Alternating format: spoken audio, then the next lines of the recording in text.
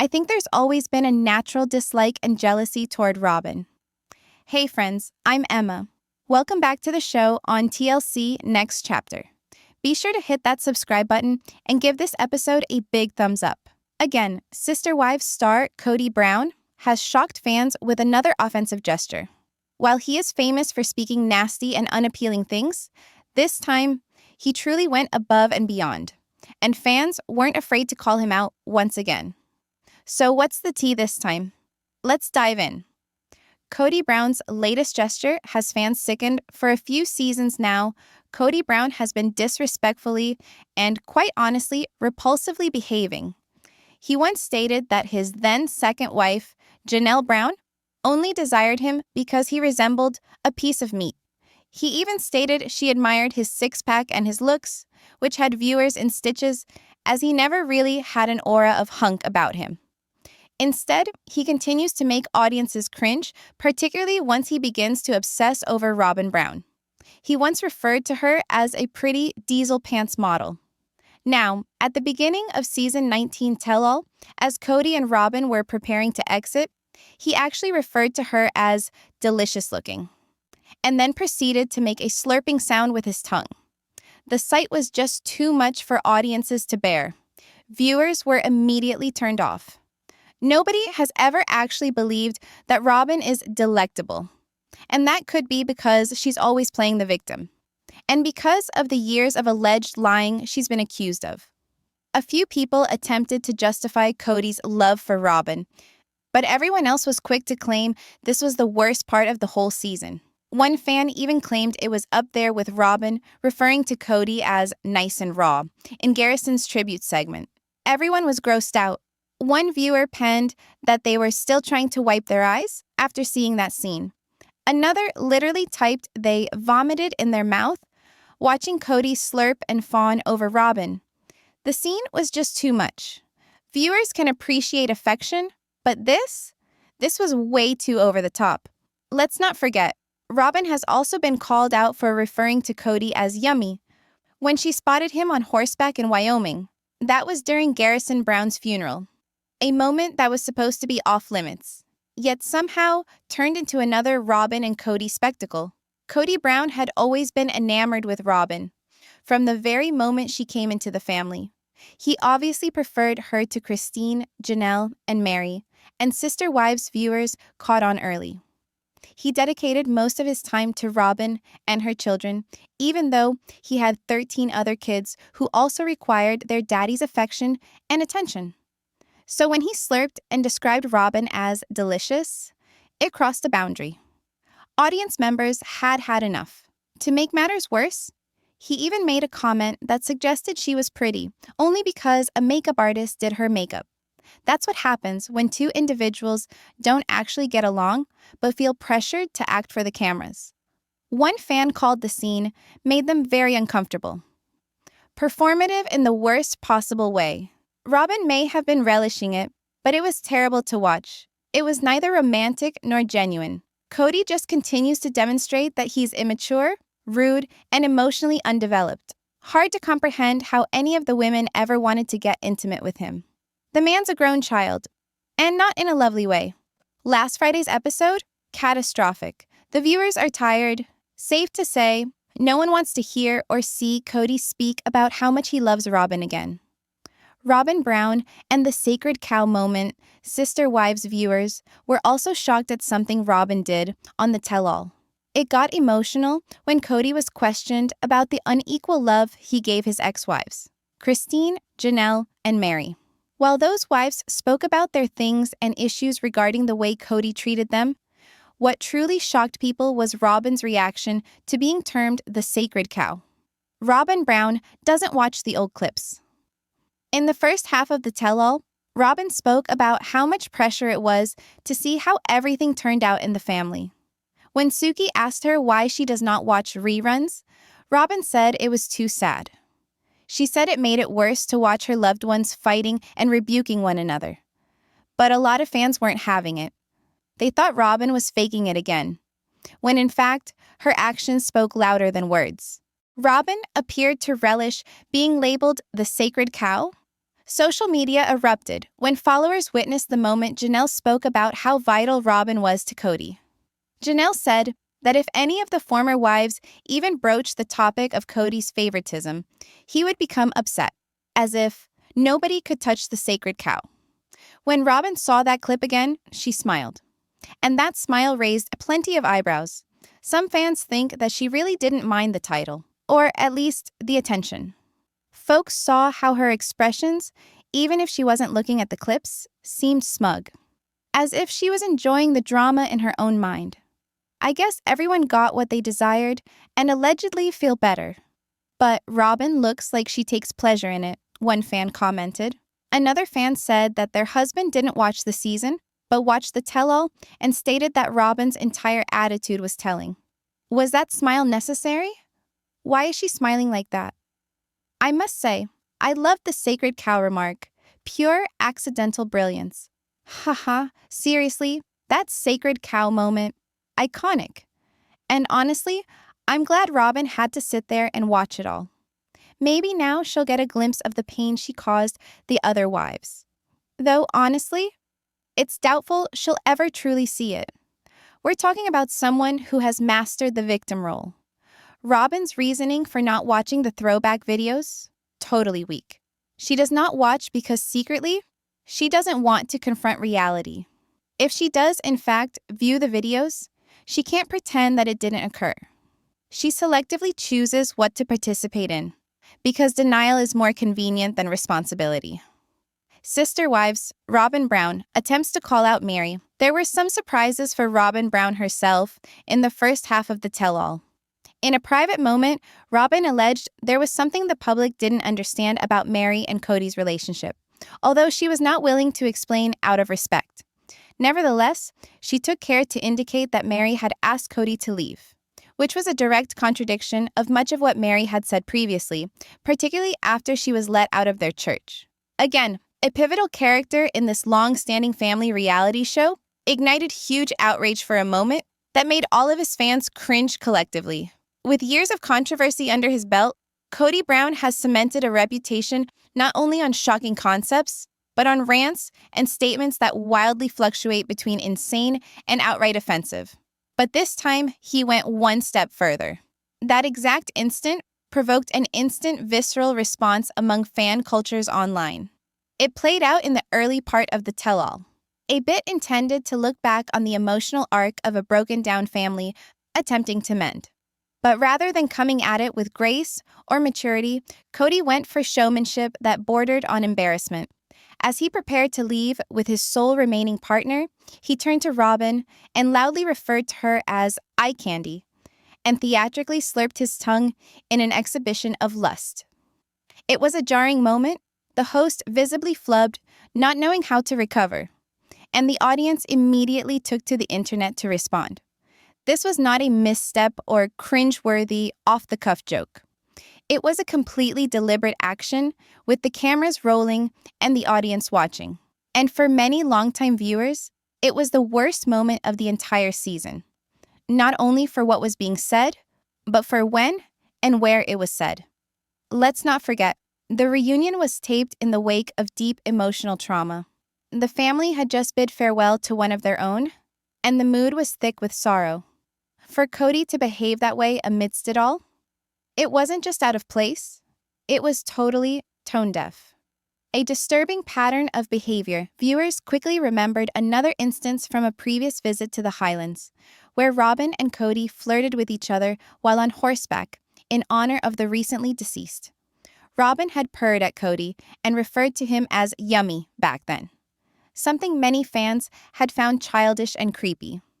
What was meant to be a tribute turned into another cringe-inducing flirt fest between the two, and people were not pleased. Social media erupted with revulsion. Fans claimed they felt nauseous watching it. The entire spectacle felt staged and phony, done for shock purposes more than any actual expression of love or mourning. What became apparent to many observers is that the relationship between Kody and Robyn doesn't ring true anymore.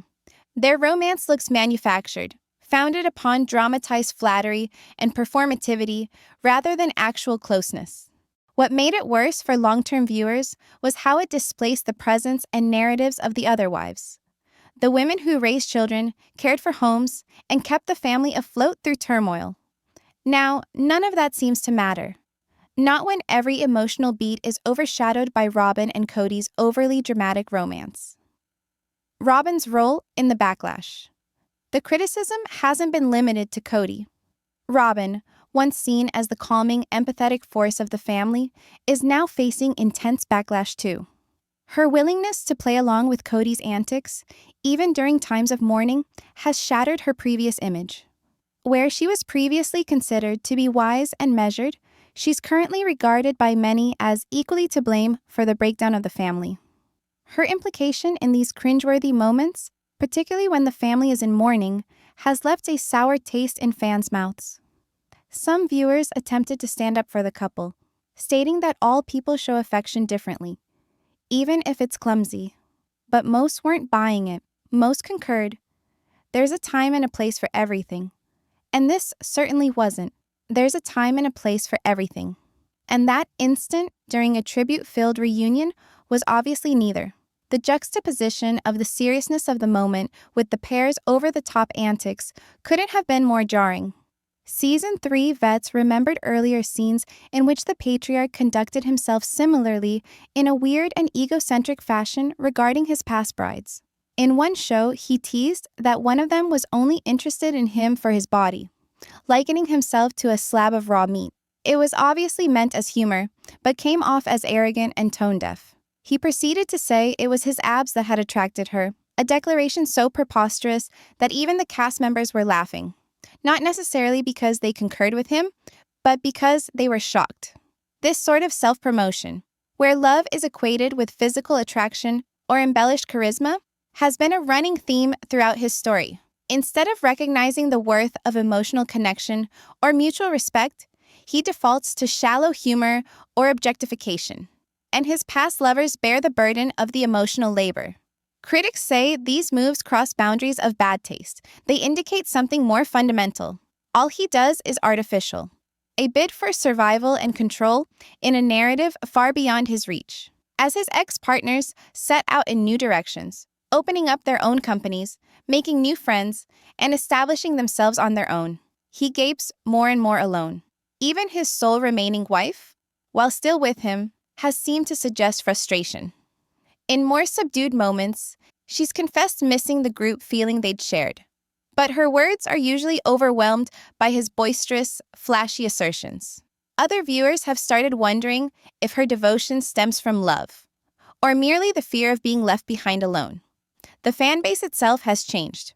What brought individuals in initially, the fascination of an unusual family dynamic, now continues to engage them because of the tales of resilience and liberation brought forth by the women who broke free. Fans applaud the daughters forging new paths, the sons who voiced their truth, and the women who opted for self-worth over outdated systems. The guy at the center of it all, he no longer inspires awe, only morbid fascination. What once was a tale of togetherness, of sacrifice, and of balancing faith and family has evolved into something else entirely. Today, the focus is on a disintegrating relationship that seems more performative than sincere. True affection has been traded for over-the-top flattery and forced stunts. Every appearance isn't hoped for profundity and lucidity, but for the next cringeworthy moment guaranteed to go viral. The sacred cow incident, a lasting blow? In last night's reunion episode, a new wave of scandal broke out. Not only about the patriarch's actions, but because of what the wife standing by his side had done. With feelings boiling as the season came to an end, followers were left stunned and irate by one woman's unexpected response to a term used to discredit, not compliment. The reunion's objective was to reunite the fractured remnants of a shattered family, going deep into ancient wounds, unspoken grudges, and emotional residue. One of the most surprising moments was when the still-backed wife was likened to a sacred cow, an apt metaphor for unclashed privilege and untouchable standing. Instead of responding with embarrassment or denial, she smiled. That one tiny smile, discreet but conclusive, was, for many, the affirmation they didn't even realize they needed. It confirmed everything the other wives had been saying for years. The reunion opened with each of the former wives speaking about their hurt. Flashbacks from previous seasons flashed across the screen. But the woman still in the primary relationship would not watch. She referred to them as toxic, stating they only served to hurt her more. But some fans weren't accepting it. Was it real sorrow or a means of evading reality? As the discussion went on, her responses became increasingly difficult to brush off. There was more than grief in her eyes, perhaps even contentment. She was the only one standing after all, while the rest had been sent away, most weeping. Perhaps the most unforgettable moment came when an ex-wife told of how angry the patriarch would get if anyone were to challenge his overt favoritism.